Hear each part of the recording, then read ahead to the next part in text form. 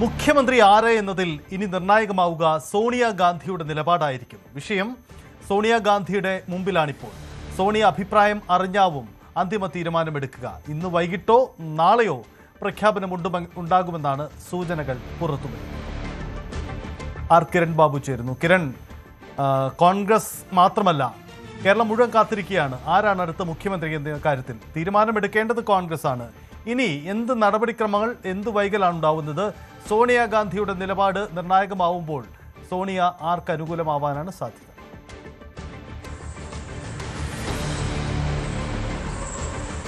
സജിത്ത, ഇതുവരെയും തീരുമാനമായിട്ടില്ല എന്നുള്ളതാണ് യാഥാർത്ഥ്യം. ഈ തീരുമാനത്തിന് സോണിയാഗാന്ധിയുടെ മുന്നിലേക്ക് ഇത് എത്തിയിരിക്കുകയാണ്. സാധാരണഗതിയിൽ തർക്കമില്ലാത്ത വിഷയമൊക്കെ ആണെങ്കിൽ കോൺഗ്രസ് അധ്യക്ഷനും രാഹുൽ ഗാന്ധിയും കിടന്ന് തീരുമാനിക്കുക, സോണിയാഗാന്ധി അത്തരം വിഷയങ്ങളിൽ ഇടപെടാതിരിക്കുക എന്നുള്ളതാണ് കുറച്ചു കാലമായി സോണിയാഗാന്ധി അധ്യക്ഷ സ്ഥാനം ഒഴിഞ്ഞ ശേഷം അവർ സ്വീകരിക്കുന്നൊരു ശൈലി. പക്ഷേ ഏതെങ്കിലും വിഷയത്തിൽ സോണിയാഗാന്ധിയുടെ മുന്നിലേക്ക് ഈ വിഷയം എത്തിക്കഴിഞ്ഞാൽ അവർ പഠിച്ച് ഒരു നിലപാട് പറയും. ഇതാണ് തൻ്റെ നിലപാട് എന്നുള്ളത് അറിയിക്കും. ഇപ്പോൾ സോണിയാഗാന്ധിയുടെ മുന്നിലേക്ക് ഒരു വിഷയം എത്തിയാൽ അവർ ഉടനെ തന്നെ ഒരു നിലപാട് പറയുന്ന ഒരാളല്ല. മുൻകാലങ്ങളിലും അങ്ങനെയാണ്. അവർ പഠിച്ച് അല്പം സമയമൊക്കെ എടുത്തിട്ട് അവർക്ക് വിശ്വസമായ ആളുകളൊക്കെ ഉണ്ട്, അവരുമായിട്ടൊക്കെ ചർച്ച നടത്തിയതിന് ശേഷം നിലപാട് സ്വീകരിക്കുന്ന ഒരാളാണ് സോണിയാഗാന്ധി. കേരളത്തിൻ്റെ വിഷയത്തിൽ സ്വാഭാവികമായും അത്തരം ഒരു നിലപാട് ഇപ്പോൾ സോണിയാഗാന്ധി വിഷയം പഠിച്ചുകൊണ്ടിരിക്കുകയാണ്. ഇതിൻ്റെ ഓരോന്നിൻ്റെയും സാധ്യതകളും അതോടൊപ്പം തന്നെ ഇതിനുണ്ടാകുന്ന പ്രശ്നങ്ങളുമൊക്കെ അവർ പരിശോധിക്കുന്നുണ്ട്. സ്വാഭാവികമായും എ കെ ആന്റണിയുടെ അഭിപ്രായം സോണിയാഗാന്ധി തേടാൻ സാധ്യതയുണ്ട്. ഇത്തരം വിഷയങ്ങളിലൊക്കെ കേരളത്തെ സംബന്ധിച്ച വിഷയങ്ങളിലുമൊക്കെ അല്ലെങ്കിൽ നിർണായകമായ പ്രതിസന്ധികളൊക്കെ വരുമ്പോൾ സോണിയാഗാന്ധിയുടെ വിശ്വസ്തനായ ഒരാളാണ് എ കെ ആന്റണിയാണ്. അതിപ്പോഴും അങ്ങനെ തന്നെയാണ്. മുൻകൂട്ടി അഭിപ്രായം അങ്ങോട്ട് പറയുന്ന രീതി എ കെ ആന്റണിക്കോ അല്ലെങ്കിൽ അങ്ങനെ വിളിച്ചു ചോദിക്കുന്ന രീതി സോണിയാഗാന്ധിക്കോ ഇല്ല. ഒരു തർക്കമോ വിഷയമോ വന്നു കഴിഞ്ഞാൽ അപ്പോൾ അതിനെക്കുറിച്ച് അഭിപ്രായം തേടുക എന്നുള്ളതാണ്. അക്കാര്യത്തിൽ ഒന്നുകിൽ എ കെ ആന്റണി ഉടൻ ഒരു അഭിപ്രായം പറയും, അല്ലെന്നുണ്ടെങ്കിൽ എ കെ ആന്റണി ആ വിഷയം പഠിച്ചതിന് ശേഷം അഭിപ്രായം പറയാമെന്ന് പറയുകയും പിന്നീട് അഭിപ്രായം പറയുകയും ഒക്കെ ചെയ്യും. അതിനുശേഷം മാത്രമേ തീരുമാനം ഉണ്ടാവാൻ വഴിയുള്ളൂ. ഈ തീരുമാനം വേഗത്തിലാവാമെന്ന് പ്രതീക്ഷിക്കുന്ന ഏക രണ്ട് കാരണങ്ങൾ എന്ന് പറയുന്നത്, ഒന്ന് പ്രധാനമന്ത്രി നരേന്ദ്രമോദിയുടെ വിമർശനമാണ്. ഒരു കോൺഗ്രസിനെ പരിഹസിക്കുന്ന രീതിയിലായിരുന്നു അദ്ദേഹത്തിൻ്റെ വിമർശനം.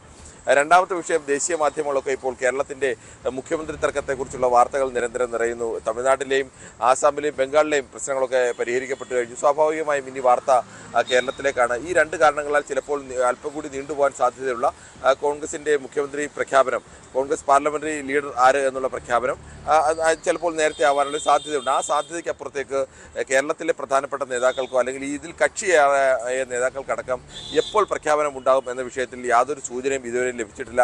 ഹൈക്കമാൻഡുമായി ബന്ധപ്പെട്ട മറ്റു ചില നേതാക്കളുമായിട്ടൊക്കെ നമ്മൾ ബന്ധപ്പെടുമ്പോഴും അവർക്കടക്കം ഏതെങ്കിലും ഒരു സൂചന അവർ നൽകാൻ തയ്യാറില്ല. പ്രഖ്യാപനം ഉണ്ടാവും, അതിന് ധൃതിയില്ലല്ലോ എന്നുള്ളൊരു നിലപാടാണ് ഈ മാധ്യമങ്ങളും നമ്മളും ഒക്കെ കാണിക്കുന്ന ഒരു ധൃതി. അല്ലെങ്കിൽ കേരളത്തിൻ്റെ ജനത്തിൻ്റെ വലിയ ആകാംക്ഷ, കോൺഗ്രസിനെതിരെ വരുന്ന വലിയ വാർത്തകൾ, ഇതൊന്നും അങ്ങനെ കാര്യമായി കോൺഗ്രസ് ഹൈക്കമാൻഡ് പരിഗണിക്കുന്നില്ല എന്നുള്ളതാണ് ഇവരിൽ നിന്നൊക്കെ ലഭിക്കുന്ന ഒരു സൂചന.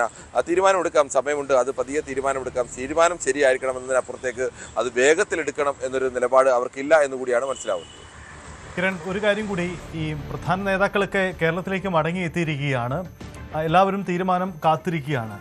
ഈ എ കെ ആന്റണിയെ പോലെ പഴയ സോണിയാഗാന്ധിയുടെ പഴയ വിശ്വസ്തരിലേക്ക് തീരുമാനം എടുക്കാൻ അതല്ലെങ്കിൽ അവരുടെ സജഷൻസ് തേടുമ്പോൾ അവർക്ക് എടുക്കുന്ന നിലപാട് നിർണായകമാവും. സംസ്ഥാനത്ത് രമേശ് ചെന്നിത്തലയെ പോലെ പരിചയമുള്ളവരുണ്ട്.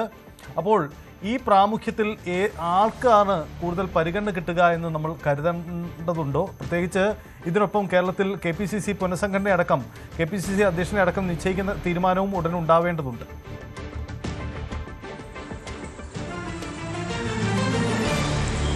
KPCC അധ്യക്ഷനെ നിശ്ചയിക്കുന്നതൊക്കെ ഉടൻ തന്നെ ഉണ്ടാവേണ്ടതുണ്ട്. പക്ഷേ അത്തരം ചർച്ചകളിലേക്കും ആരൊക്കെ മന്ത്രിമാരാവണം എന്ന ചർച്ചകളിലേക്കും ഔദ്യോഗികമായി കോൺഗ്രസ് കടന്നിട്ടില്ല. അതൊക്കെ ഇനി കേരളത്തിൽ നടക്കേണ്ടതാണ്. അത്തരം ആലോചനയ്ക്ക് ശേഷം ആ നിർദ്ദേശം ഹൈക്കമാൻഡ് മുന്നിൽ വെക്കും. ഹൈക്കമാൻഡ് അത് പരിശോധിക്കും. പരിശോധിച്ച ശേഷമാവും. KPCC അധ്യക്ഷന്റെ കാര്യത്തിൽ അങ്ങനെ ഒരു ധൃതി അവർക്കുണ്ട് എന്ന് തോന്നുന്നില്ല. മന്ത്രിമാരെ തീരുമാനിക്കുന്ന കാര്യത്തിൽ എന്തായാലും മുഖ്യമന്ത്രി പ്രഖ്യാപനം വന്നാൽ തൊട്ട് പിന്നാലെ തന്നെ തൊട്ടടുത്ത റൗണ്ട് തന്നെ മന്ത്രിമാരെ തീരുമാനിക്കാനുള്ള ചർച്ചകളിലേക്ക് കടക്കും. കോൺഗ്രസ് എത്ര മന്ത്രിമാർ, ഘടകകക്ഷികൾക്ക് എത്ര മന്ത്രിമാർ എന്നുള്ള കാര്യത്തിൽ ആദ്യം ധാരണ ഉണ്ടാവണം. അതിന് ചിലപ്പോൾ ദിവസങ്ങൾ എടുത്തേക്കാം. ഘടകകക്ഷികളൊക്കെ ഇപ്പോൾ അവർക്ക് ഈ മുഖ്യമന്ത്രിയെ പ്രഖ്യാപിക്കുന്നതനുസരിച്ചായിരിക്കും പലപ്പോഴും അവർ നിലപാട് സ്വീകരിക്കുകയൊക്കെ ചെയ്യുക. അവരുടെ താല്പര്യം കൂടി മാനിക്കപ്പെട്ടില്ലെങ്കിൽ ചിലപ്പോൾ ആ ഘടകകക്ഷികളൊക്കെ മന്ത്രിസ്ഥാനത്തിൻ്റെ എണ്ണത്തിലും വകുപ്പുകളിലുമൊക്കെ വാശി പിടിക്കാനുള്ള സാധ്യതകളുണ്ട്. അതൊക്കെ അതിന് അടുത്ത ഉണ്ടാകുന്നതാണ്. അതിനുശേഷമാണ് ഇനി കോൺഗ്രസിൽ നിന്ന് ആരൊക്കെ മന്ത്രിമാരാവണം.